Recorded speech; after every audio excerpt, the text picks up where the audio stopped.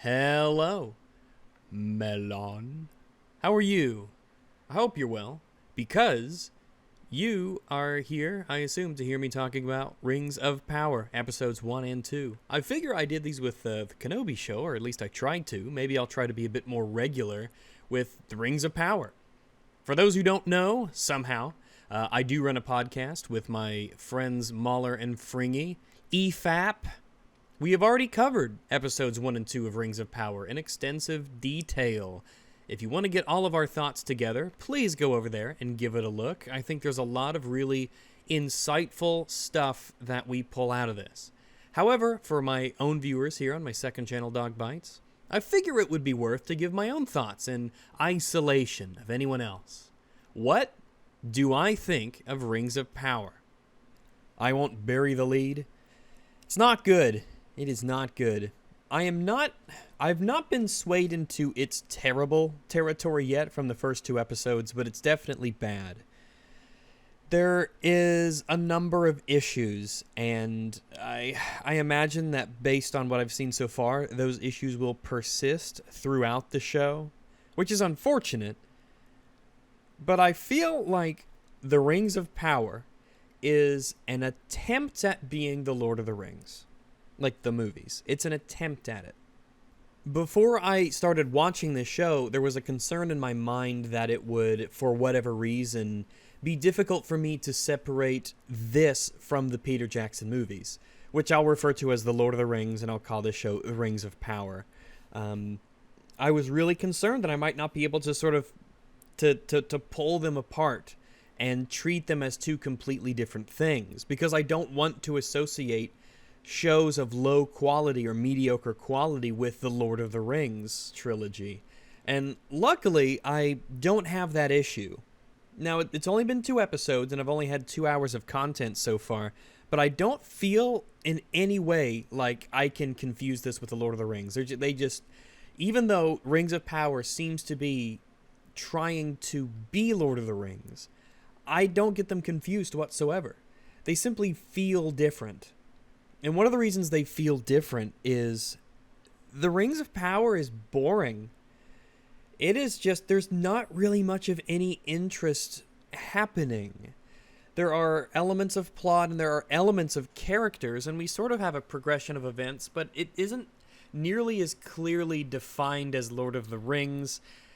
And I suppose the foundational pillar that all of these things could rest on, being the characters, again, after 2 hours of content and a pretty wide cast of characters, I don't care about anybody.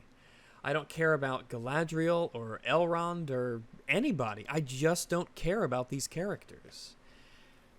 It is a big issue with the show that so many of these characters seem to suffer from just classic bad writing problems, such as intermittent stupidity and an emotional detachment that you wouldn't expect.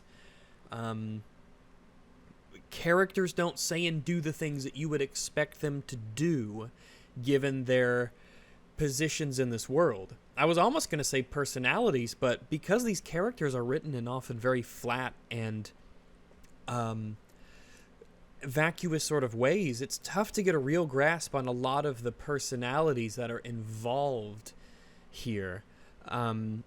We have Galadriel, our main character, who, while I wouldn't say I hate anyone in this show in terms of a character, I definitely dislike her the most. There's just nothing positive I really have to say about her.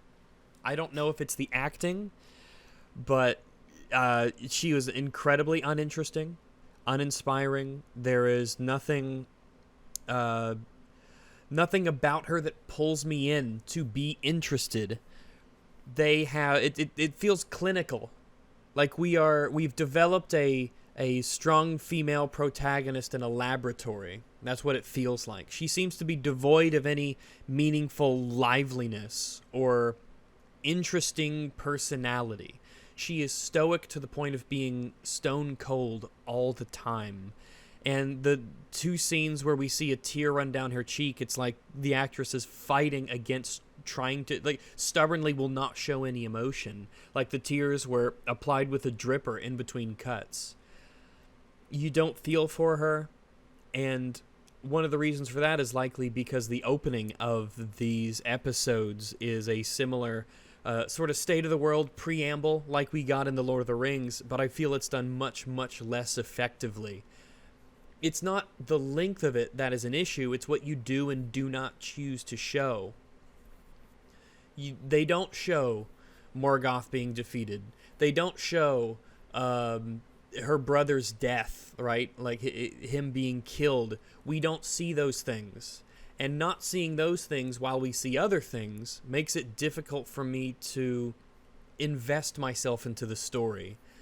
When it should be emotionally impactful to Galadriel, the death of the brother doesn't mean anything to me because we spent like no time with him, and because there doesn't seem to be any visceral, relatable emotions regarding his death. When in the opening of The Lord of the Rings, we could use this as an example. Isildur sees his father killed by Sauron. I always mispronounce it. Sauron. And even though it's pretty much meaningless in the story, you know, Isildur and his reaction to seeing his father die, it's one of those like, oh, you feel bad for him that he had to see that. You know, that's a bad thing, and you feel for the guy, even though he'll be, you know, dead in a river soon and we'll never meet him again. It's a little thing like that that helps to relate us to these characters. And we don't see that oftentimes. Galadriel has she kind of is the quintessential strong female protagonist. The idea of doing anything other than combat and fighting is just unacceptable for her. She's just so perfect, and she never gets put down a peg. She never learns something from, another of her peers, especially male peers. She does all this trailer flashiness and flourishing like she's trying to be really cool, and her personality is ultimately vacuous, and she's so, in a negative way, stoic and stone-faced and just cold that you can't relate to her, and you have no investment to see her succeed on this journey of hers, which is kind of a big deal. There's a reason why we spent an hour in the Shire in the Fellowship of the Ring. We need to establish our protagonist. We need to establish our protagonist's friends and compatriots, their personalities. We need to learn about why he's doing this, how he came to be in this position, so that you want him to succeed, so that you feel for him and you're on his side. And I think that this show just didn't know how to get us on her side. So many of the things she's fighting against, they just seem so distant. And there's a temporal confusion that is present in the show in terms of how many years pass. And just the general timeline, it's poorly explained. That difficulty and confusion that comes along with how many years have passed, how much time is passing between this scene and this scene. Are these two scenes happening simultaneously? How does time and space work in terms of traveling and distance, things of that nature? It's really tough to get a grasp on these things and help you ground yourself to the world. I'm pretty on the fence if we're talking about the world. So a lot of this show, you could tell by looking, this is a very expensive production. And a lot of it doesn't look real. Some of it does. There are some elements of the design that look good. But a lot of it just feels fake. Like, I just don't believe you're in these locations. I don't believe you're really out there. I don't believe you're on this field or in this forest or by this tree. So much of it feels fake.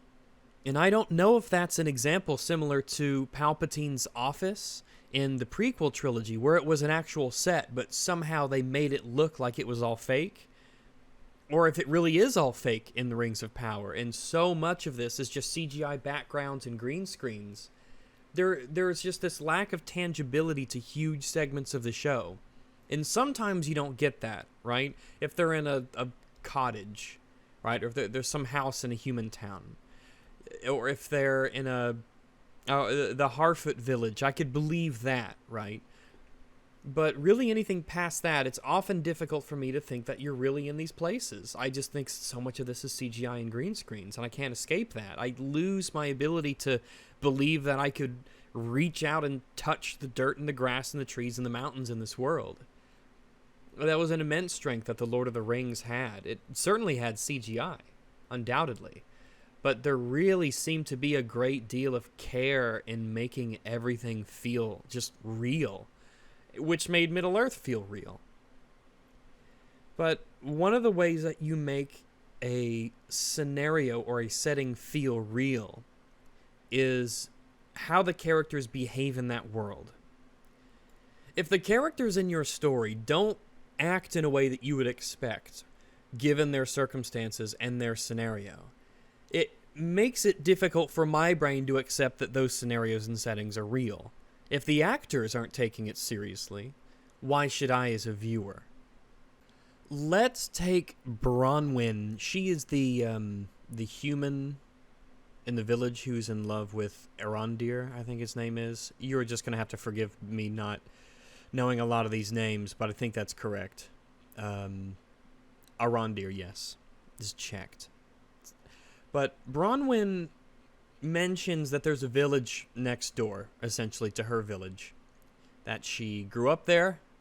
She personally knows people from that village. And, of course, she's lived where she's lived her whole life, as far as we know. And the village next door, you're obviously going to be very familiar with, that village and its people. And clearly she does. She knows, oh, such and such lives here and such lives there. When that village is discovered to have been destroyed by a raid, a pillaging of some sort, she has this lack of emotion. She has no real reaction to it whatsoever, other than, oh, that's not good. And as they're walking through the village, trying to look for survivors and trying to find out what happened, it's this stone. And so many of the characters are like this. So many of them, stone-faced. No emotions, no expressions, no attempt at even pretending like this is actually a tragedy that's happening to your character. And I don't know if it's direction or if it's a lack of talent in the acting. I'm probably going with the former, as is what happens a lot. But those are the kinds of things that make me think, oh, this just isn't real. Because if this was real, you would be having this emotion. If this was real, you would be doing this thing. Speaking of Bronwyn and Arondir, right? They have a relationship. Arondir is the black elf. I don't know how else to describe him, because I just don't know his personality is just. I don't know. We're 2 hours into the show, and I just know so little about these characters. But Bronwyn and Arondir, we're supposed to have. They're in a relationship. They're lovers, and I don't get that. I don't believe that they're in I think the only relationship I buy is Durin and Diza. I can believe that they're in a relationship. Because even though we haven't seen much of them so far, I believe that they are married and they love each other. So, that's good that there's a relationship in this that I believe is real. I'm not even saying it's good. I'm just saying I believe it's real, or it could be real. When Bronwyn is escaping with her village near the end of episode 2, and her lover went into this dark tunnel in order to investigate the destroyed village the day before, and he's been captured, I guess, and she hasn't heard from him or seen him, and there's no acknowledgement that she is concerned about his safety or worried about him, I don't believe the relationship's real. I believe the relationship exists purely on a script that actors are pretending about, instead of being essentially tricked into believing that this relationship is an actual relationship. It's like Elrond and Galadriel. I just don't believe that you two... First off, you instantly have a problem right out of the starting gate, because I don't know what you would see in Galadriel that would attract you to her. She seems to just be a cunt. She's just kind of a bitch. And I know that's how you make strong female characters now, is that they just have to be fucking bitches. and they can never be wrong, and they're just always right, and they're so amazing, and they can't learn anything from everyone, and they have these snarky, stupid responses, and they end conversations when they shouldn't be ended. I know that's how you write them these days, but it actually isn't good, and it doesn't endear me to who they are. When I'm watching The Lord of the Rings, I don't think, wow, I'm watching a movie. I'm totally absorbed into the world, and I'm lingering on every sentence, every conversation. I guess that could be our segue into another issue that I have with Rings of Power. The conversations and the way that people talk to each other is just bizarre, and often doesn't make sense.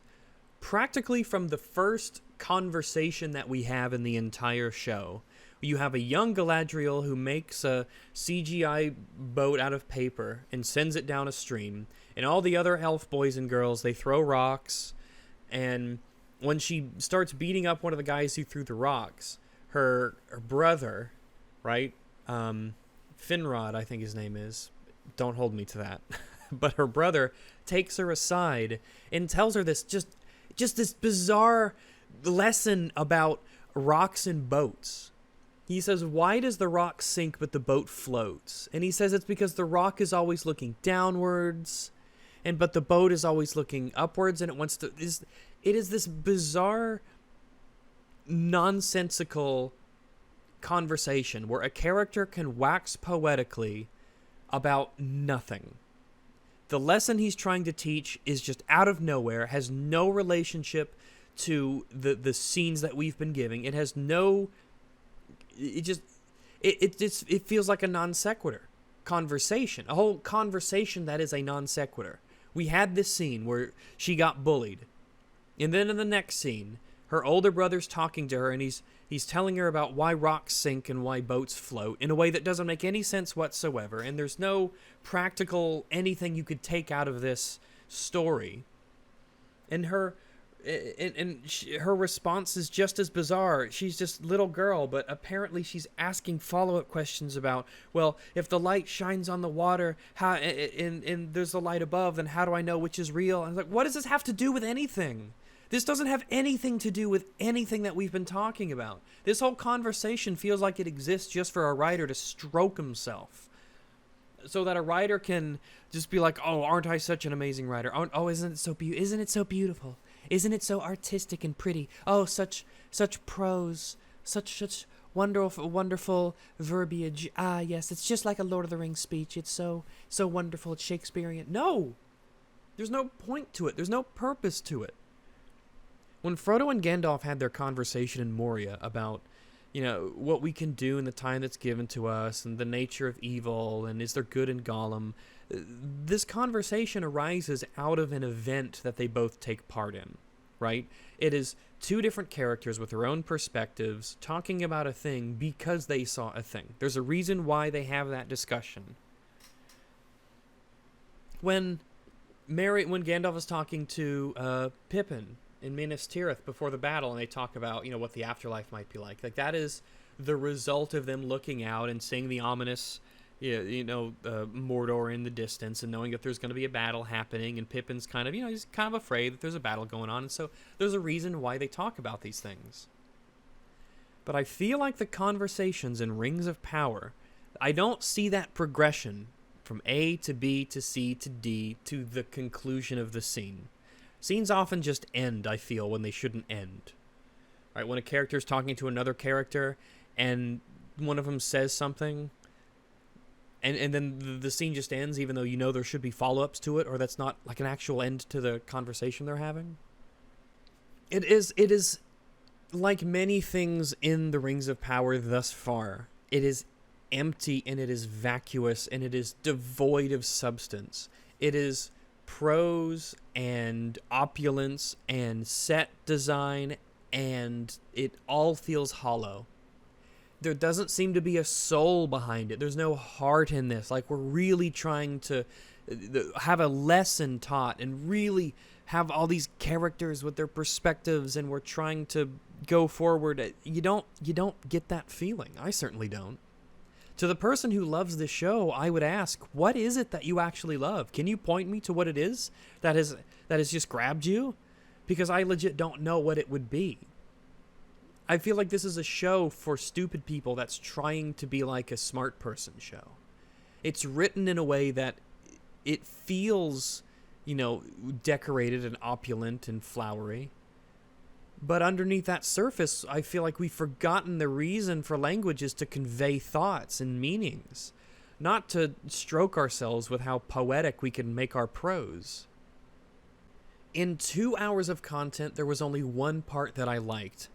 It was when Durin is having a conversation with Elrond in Khazad-dûm, and they're on the elevator, and he's talking about Elrond wasn't around for 20 years, and that was the only conversation that I liked. Now, it's instantly ruined because he essentially goes back on all of it, and none of it counted for anything, but that was, in isolation, the only scene in 2 hours that I actually liked. Because it was one of the few times in this show that I could relate to a character, and I could say, yeah, I think that this character should feel this way. I'm behind him. 100%. Absolutely. I totally agree with the way he's feeling, and I understand it, and I sympathize with him. And that's the only time in 2 hours we had one short back and forth exchange that ultimately was ruined by the proceeding scenes. But in isolation, in 2 hours, that was all that I liked in terms of the dialogue and the conversations. An example would be Arondir is up in his watchtower because he's like the police of this little realm where there's a lot of men. He's up there, he's elf police, and he's on his tower looking around.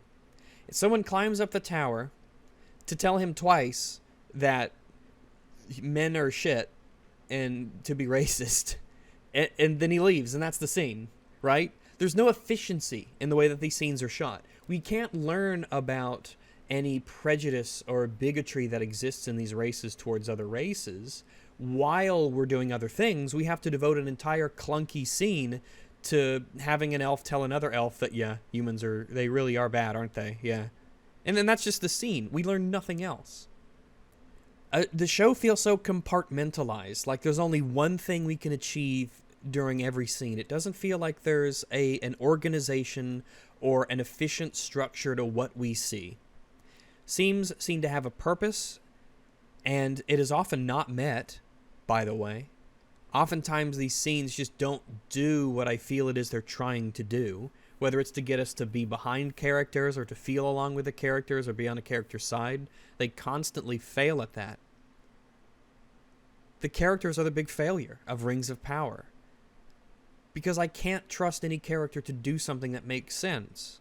I can't trust a character to do something that seems rational, or to even have emotional responses to things that are consistent and believable. I'm getting into this awful mindset that, especially when it comes to conversations and the decisions that people make, anything can just sort of happen.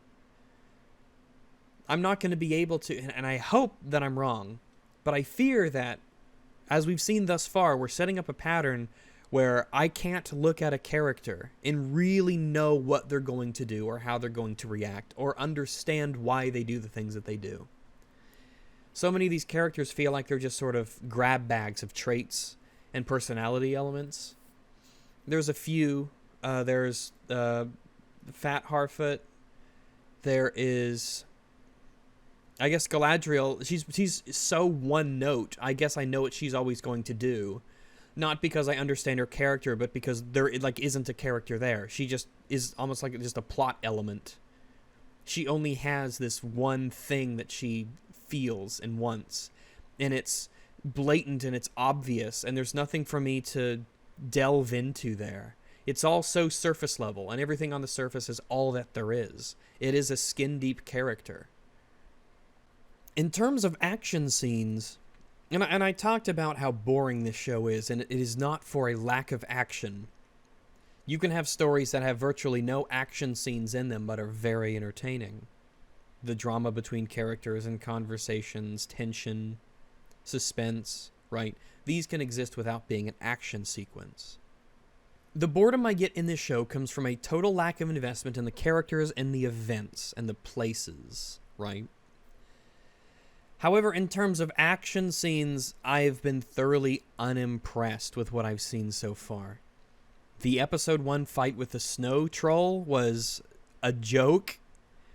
You had Galadriel take down a snow troll by herself. Aren't you amazing? It's incredible. Wow. I mean, you compare this with the cave troll fight in Moria from Lord of the Rings, and you're like, oh, it's just... the Lord of the Rings fight just blows it out of the water, how you had all these characters, working together and with their own fighting styles and doing what they can to kill this thing and all the... it was such a cool fight.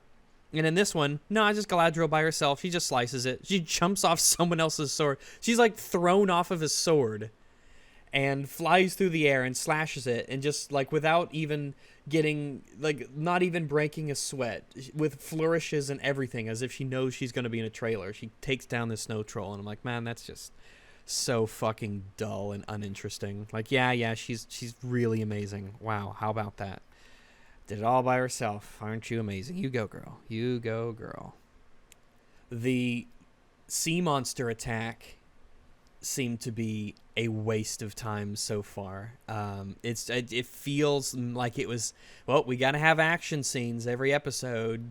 So, it's been 30 minutes. We got to have an action scene. All right, the serpent attacks. And it doesn't even, it's like, oh, okay, that was not interesting. You have the fight with the one orc in the house that Bronwyn and Theo have. That was like, I don't believe you. That was a really stupid fight, guys. We got to be doing better. If you want to have these two people kill an orc, we got to put some more effort into how they do that. Because it's like a Scooby-Doo fight. It just makes no sense. And I don't believe it. That she had her moment. That's great. All the women in this, they're really great at fighting. They're really great fighters, man. We ain't getting no Eowyn's anymore. I've been saying this shit for years. Eowyn? You're not getting another Eowyn. Eowyn is a complex character who isn't just, I want to fight, combat, fight. I'm not like other girls. She was a multifaceted character who had depth and personality. And she's a badass too, and I love Eowyn as a character. But yeah, we ain't getting those anymore. Because all people know how to do is write Galadriel.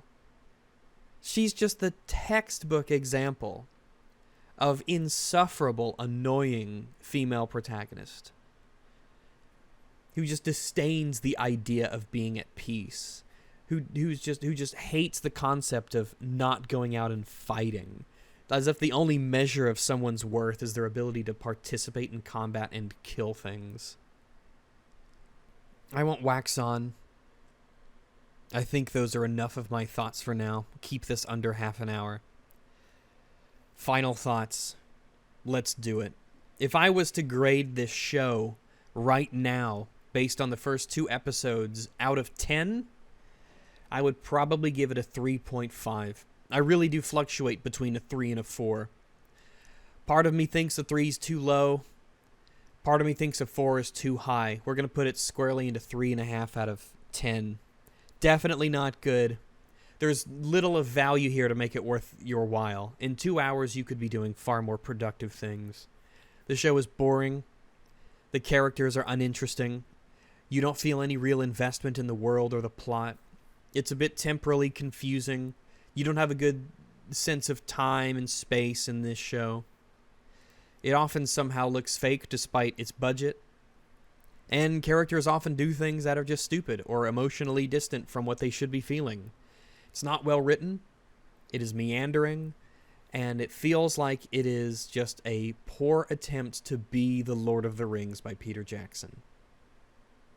While I don't think it's terrible, it feels more like classic bad to me. A classic bad movie. Like how movies used to just be bad. This feels sort of like that for now. Not looking forward. Well, I guess I'm curious to see more. Just curious to see what kind of money, they put into this and what it will give me, to see if, I would be surprised if a good episode came out. I don't know if I'd be shocked, but I would certainly be surprised if a good episode or even an okay episode came out. We'll be watching these episodes, covering them for our podcast, EFAP. So catch us there in between these. Fingers crossed that it gets better. I would much rather watch something good than watch something bad. However, it seems that this show is squarely and securely in bad territory. I like the song that played when they went to Khazad-dûm. That was fun. I like the dwarf aesthetics. That's neat. Little things like that. That's like all I really like. You know, just some neat things. Like, oh, that's a nifty song. Oh, that looks cool. Anyway, those are my thoughts. I will see y'all later. Hopefully soonish with a big video next week. I'm hoping. Fingers crossed. Bye-bye.